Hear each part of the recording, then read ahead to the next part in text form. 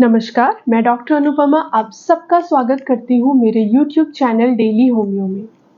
और आज की इस वीडियो में 30 प्लस जितनी भी चेंजेस आपकी बॉडी में आते हैं उनके बारे में थोड़ा डिटेल से जानेंगे। वीडियो थोड़ी लंबी हो सकती है तो आपको एंड तक बने रहना है। उसी के साथ साथ अगर आपने मेरे चैनल को अब तक सब्सक्राइब नहीं किया तो जल्दी से जाके सब्सक्राइब करिए और वीडियोस पसंद आए तो लाइक और शेयर करना ना भूलें। इसके साथ ही साथ एक इन्फॉर्मेशन मुझे देनी है कि मैं अब हर संडे दोपहर 3 बजे लाइव होंगी, क्योंकि मुझे जो पेशेंट्स या आप लोग जो कमेंट कर रहे हैं या व्हाट्सएप पे आ रहे हैं तो मैं प्रॉपर मैसेज नहीं पढ़ पाती हूँ। तो उस प्रॉब्लम को सॉल्व आउट करने के लिए मैं लाइव सेशन शुरू करूँगी। हर संडे दोपहर 3 बजे आपकी जितनी भी क्वेरी है आप मुझसे पूछ सकते हैं। चलिए टॉपिक पे आते हैं और टॉपिक है हमारा कि 30 के बाद कौन सी प्रॉब्लम या कौन कौन से चेंजेस बॉडी में हमें देखने को मिलते हैं। बहुत सारे चेंजेस होते हैं तो उनके जो बेसिक हाइलाइट्स होते हैं मैं उनके बारे में आपको बता रही हूँ। तो सबसे पहला चेंज होगा आपके जो बॉडी का BMR है वो डिक्रीज होने लगता है। BMR का मतलब होता है बेसल मेटाबॉलिक रेट। ये आफ्टर 30 धीरे धीरे धीरे कम होता है और ये जितने भी चेंजेस हैं ये 1 या 2 दिन में आपको फील नहीं होते। ये टाइम टेकिंग होते हैं, किसी पेशेंट में 1 साल 2 साल 3 साल ऐसे ऐसे चेंजेस होते हैं। बट स्किन हमारा एक ऐसा जरिया होता है जो आपको ये चेंजेस बहुत जल्दी ही दिखाने लगता है। सबसे पहला जो चेंज आता है वो होता है कि आपकी जो बोन की डेंसिटी है वो कम होने लगती है। आपके जो फेस है, फेस में जो इलास्टिसिटी होती है या जो कोलेजन होता है वो लूज होने लगता है। आपके जो ब्रेस्ट है वो सैगी हो जाते हैं। आपका बॉडी का वेट ज़्यादा हो जाता है और पर्टिकुलरली बेली फैट सबसे ज़्यादा डेवलप होना शुरू हो जाता है। आपके मेंसेस इरेगुलर हो जाते हैं, आपकी नींद डिस्टर्ब हो जाती है। इवन आपका जो वजाइनल एरिया है वहाँ पे ड्राइनेस, ईचिंग और बार बार इसमें इन्फेक्शन क्रिएट होने लग जाता है। इसी के साथ साथ आप देखेंगे कि आपको हॉट फ्लैशेस, और ये जनरली 40 के बाद होता है बट कुछ पेशेंट्स में ये अर्ली भी डायग्नोज हुआ है। उसी कारण आपको डिप्रेशन भी हो सकता है और आपका मूड जो है वो फ्लक्चुएट होता है, बहुत जल्दी जल्दी चेंज होने लगता है। आपके हेयर फॉल में प्रॉब्लम आती है और आपकी स्किन जो है उसमें एक्ने आने लगता है। तो ये बहुत सारे चेंजेस हैं, इन्हीं को थोड़ा सा डिटेल में हम जानेंगे। सबसे पहले स्टार्ट करते हैं हम हार्मोन से। जैसे ही आप 30 प्लस होते हैं तो आपकी बॉडी में जो हार्मोन है एस्ट्रोजन और प्रोजेस्टेरोन, इन दोनों का ही लेवल कम होना शुरू हो जाता है। आपने नोटिस किया हो तो आपके जो मेंसेस हैं वो पहले के अकॉर्डिंग कम होते हैं और किसी किसी पेशेंट में डेज भी कम होना शुरू हो जाते हैं। आप कुछ भी करेंगे, थोड़ा सा काम करते हो तो थकान ज़्यादा होती है, तो ये सारा हार्मोन्स की वजह से होता है। जब आपके फर्स्ट मेंसेस आते हैं जिसे मिनार्के कहते हैं, तो वहाँ से लेके मेनोपॉज तक हमारी बॉडी में फिक्स अमाउंट होता है एग का, और हर साइकिल में हमारा एक एग रैप्चर होता है।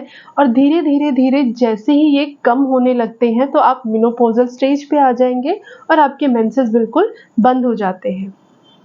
और ये एक ऐसा टाइम होता है जहाँ पे एस्ट्रोजन लेवल कम होने के कारण आपका यूट्रस और जो भी जेनिटल एरिया है वो बहुत वीक होता है, वहाँ पे इन्फेक्शन जल्दी हो सकता है और उसके साथ साथ आपके जो मेंसेस हैं वो डिस्टर्ब हो जाते हैं और इसका सीधा असर आपके माइंड पे पड़ता है।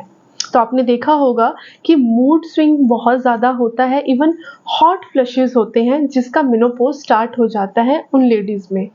हॉट फ्लैशेस का मतलब होता है कि अचानक उनको बहुत ज़्यादा गर्मी लगती है। सब आपके रूम में बैठे होंगे, सबको गर्मी लग रही होगी, बट जिसको ये प्रॉब्लम है, स्पेशली जो मेनोपॉजल लेडी होती है, उसको अचानक बहुत ज़्यादा गर्मी लगती है, बहुत ज़्यादा स्वेटिंग होती है, घबराहट बहुत ज़्यादा होती है, उसका बॉडी टेम्परेचर थोड़ा सा रेज हो जाता है। तो उस टाइम आपको क्या करना है, सबसे पहले आपको ठंडा पानी लेना होगा, हल्की छींटें अपने फेस पे मारनी है और उसके साथ ही साथ आपको डीप ब्रेथ करनी है, लंबी लंबी सांसें लेनी है। ध्यान रखिएगा ये एक नॉर्मल प्रोसेस है, बट इससे हमें निकलने के लिए आपको अपनी डाइट पे ज़रूर ध्यान देना है।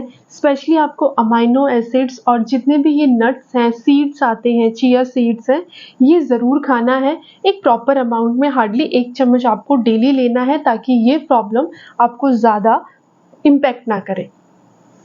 और कौन सी प्रॉब्लम्स होती हैं? सबसे मेन आपने ये भी नोटिस किया होगा कि 30 प्लस के बाद आपको वजाइनल में ड्राइनेस, ईचिंग, स्वेलिंग ज़्यादा होती है।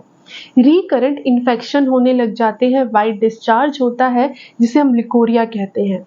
और वो इसलिए होता है क्योंकि जो वहाँ के टिश्यू होते हैं वो बहुत ज़्यादा सेंसिटिव हो जाते हैं, वहाँ की जो लाइनिंग है वो थिन होना शुरू हो जाती है, वहाँ का जो मॉइस्चर है वो पहले के अकॉर्डिंग कम हो जाता है, इसीलिए ड्राइनेस, ईचिंग बहुत ज़्यादा होती है। और वहाँ अगर आपकी कोई भी रेडनेस है, ईचिंग ज़्यादा है, तो बैक्टीरिया बहुत जल्दी अटैक करता है या फंगल इन्फेक्शन बहुत जल्दी होता है। तो आपको इस पे ध्यान देना है। मैक्सिमम अमाउंट में आपको पानी का इंटेक करना है ताकि बैक्टीरिया जो है वो फ्लश आउट हो जाए, आपकी बॉडी में ना रहे। उसके साथ साथ अपने हाइजीन का आपको ध्यान रखना है। अगर कोई भी एरिया है आपका तो वहाँ पे सोप, डिटर्जेंट, इससे परहेज करना है। गारमेंट्स को अच्छे से धोना है, उसमें कोई डिटर्जेंट ना रहे, कोई फ्रेग्रेंस ना रहे और तेज धूप में रखना है। इसी के साथ जो नेक्स्ट आएगा वो होता है आपका वेट गेन। मैक्सिमम फीमेल्स में, या कहूँ वो अनमैरिड ही क्यों ना हो, उनका वेट गेन बहुत ज़्यादा होता है। वो थोड़ा ही खाती हैं बट उनकी बॉडी स्वेलअप होना शुरू हो जाती है, स्पेशली उनका बेली एरिया या फिर उनके जो आर्म्स है वहाँ पे। ये इसलिए होता है कि जो आपका मेटाबॉलिज्म है वो स्लो डाउन होने लगता है आप जब 30 क्रॉस करते हैं तब। आपकी जो मसल्स हैं वो जितने भी एनर्जी लेती हैं वो कम हो जाती है, फैट टिश्यू ज़्यादा डिपॉजिट हो जाते हैं।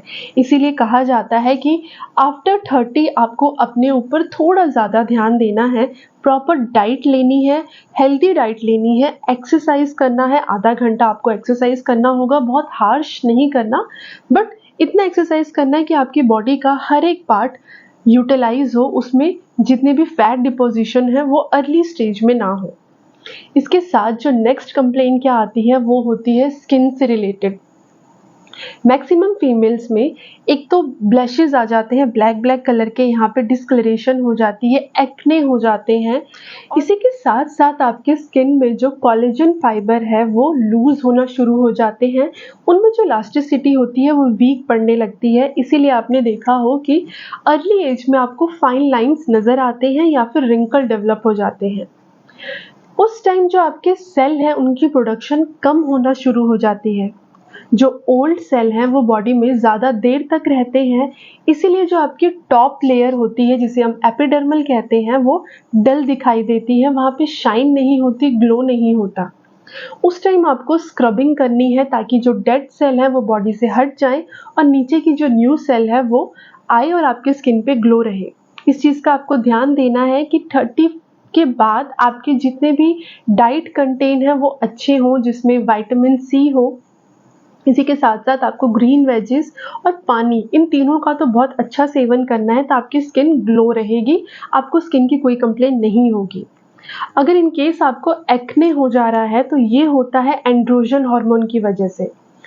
आपका ये जो हार्मोन है जनरली ये मेल हार्मोन होता है और इसकी प्रोडक्शन जब ज़्यादा हो जाती है बॉडी में तो आपको दिखाई देगा कि आपके स्पेशली फेस पे बालों की प्रोडक्शन ज़्यादा हो जाती है, ऑयल ग्लैंड ज़्यादा सिक्रेट होते हैं और यही ऑयल आपको बाद में पिंपल के रूप में नज़र आते हैं। जैसे ही उसमें डस्ट पड़ती है या यूवी रेज होती है तो ये जो ऑयल ग्लैंड है वहाँ से ऑयल निकलता है और जब डस्ट पड़ती है तो वो क्लोज हो जाता है पोर्स के अंदर और वहाँ पे इरप्शन शुरू हो जाता है जिसे हम एक्ने कहते हैं। तो आपको क्लीनिंग का अच्छा ध्यान देना है। इसके साथ साथ आपको ध्यान देना है कि कहीं आपको पीसीओडी की प्रॉब्लम तो नहीं है, और अगर आप कॉन्ट्रासेप्टिव पिल्स का यूज़ कर रहे हैं तब भी ये प्रॉब्लम हमें ज़्यादा देखने को मिलती है। तो उस टाइम आपको स्ट्रेस से बचना है, हो सके तो पिल्स को अवॉइड करना है और अगर पीसीओडी है तो इसको रूल आउट करके इसकी ट्रीटमेंट करनी है। अब हम बात करते हैं बोन के डेंसिटी की। जैसे ही अब 30 प्लस होते हैं या मैं कहूँ कि 35 से लेके 40 की एक ऐसी एज होती है जब आपके पैरों में बहुत ज़्यादा दर्द होता है, बैक में बहुत ज़्यादा दर्द होता है, थोड़ा सा भी काम करते हैं तो टायर्डनेस ज़्यादा हो जाती है। तो उस टाइम ये ध्यान रखना है कि आपकी जो बॉडी है उसमें कैल्शियम की कमी होना शुरू हो गई है, उसे विटामिन D3 नहीं मिल रहा है। तो आपको इन दोनों पे ज़्यादा ध्यान देना है ताकि आपकी जो कंप्लेन है वो बहुत ज़्यादा सीवियर ना हो। इसी के साथ साथ आपने ये भी नोटिस किया है कि 35 के बाद हेयर लॉस ज़्यादा होने लगता है। देखिए उस टाइम आपका जो स्ट्रेस है वो बहुत ज़्यादा होता है, आपकी डाइट जो है वो इम्प्रॉपर हो जाती है। इसी के साथ आपका जो हार्मोन्स है वो इम्बैलेंस होता है और ये सारे ही ऐसे फैक्टर हैं जो आपके अर्ली एज में हेयर लॉस का कारण बनते हैं। तो आपको इन पे ज़्यादा ध्यान देना है और इस चीज़ का ध्यान देना है कि अगर आपकी डाइट अच्छी है, एक्सरसाइज आप प्रॉपर कर रहे हो और अपने आप को हाइड्रेट रख रहे हैं तो ये प्रॉब्लम आपको नहीं होगी। इसलिए कहा जाता है कि अगर आप प्रिवेंशन पे ज़्यादा ध्यान देंगे तो आपकी कोई भी कंप्लेन है वो सीवियर नहीं होती है और आपकी बॉडी का जो इम्यून सिस्टम है वो स्ट्रॉन्ग रहता है। अब हम बात करते हैं होम्योपैथी दवा की अकॉर्डिंग टू सिम्टम्स। अगर आपके बोन में पेन है तो क्या करें, अगर आपको स्किन की कंप्लेन है तो कौन सी मेडिसिन आपको यूज़ करनी चाहिए, और इसके साथ साथ अगर आपके मेंसेस में कोई भी इरेगुलरिटी है तो कौन सी मेडिसिन आपकी मदद कर सकती है।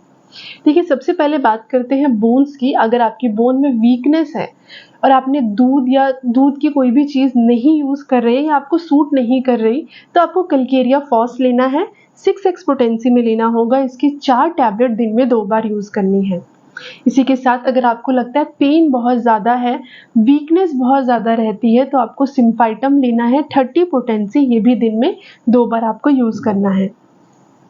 अगर आपको लगता है कि स्किन जो है वो बहुत डल है, उसमें ग्लो नहीं है, पिगमेंटेशन बहुत ज़्यादा हो रही है तो आपको बर्बेरिस एक्विफोलियम का मदर टिंचर और उसके साथ ही साथ इग्निशिया मदर टिंचर लेना है। इन दोनों की 10-10 ड्रॉप आपको एक ग्लास में लेना है, आधे ग्लास में पानी के साथ, और ये दिन में 2 बार यूज़ करना है।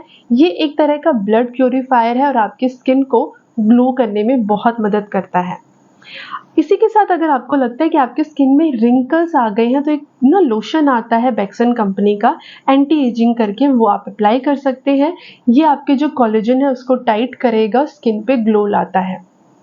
अगर आपको लगता है आपको मेंस्ट्रुअल डिस्टर्बेंस है, उसकी वजह से कोई कंप्लेन हो रही है तो अशोका मदर टिंचर 15 ड्रॉप आपको दिन में सिर्फ एक बार लेना है और उसके साथ साथ बायोकेमिक मेडिसिन आती है नंबर 15, इसकी 4 टैबलेट, ये भी आपको दिन में केवल एक बार यूज़ करनी है। आपके जो मेंसेस हैं वो नॉर्मल हो जाएंगे, पर ध्यान रखिएगा जब आपके मेंसेस शुरू हैं, लगभग अगर 1 से 5 दिन की आपकी डेज है, साइकिल है, उस टाइम आप इसको मत लीजिएगा।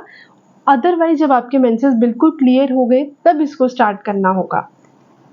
इस चीज़ का ज़रूर ध्यान रखिएगा। मेडिसिन बहुत सारी होती हैं, अगर आपके मेंसेस किसी इशू से नहीं आ रहे हैं, जैसे वहाँ पे सिस्ट है या फाइब्रॉइड है, तो मेडिसिन चेंज हो जाती है।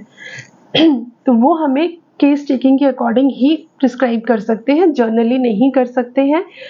एक चीज़ का ध्यान आपको और देना है कि ये मल्टीपल मेडिसिन हैं, बट कुछ एक ऐसी चीज़ें आती हैं जो अगर आपने डेली मर्रा के लाइफ में यूज़ किया तो आपकी प्रॉब्लम ठीक हो सकती है, जिसे हम प्रिवेंशन कहते हैं, और उसके बारे में मैं आपको थोड़ा सा बताना चाहूँगी।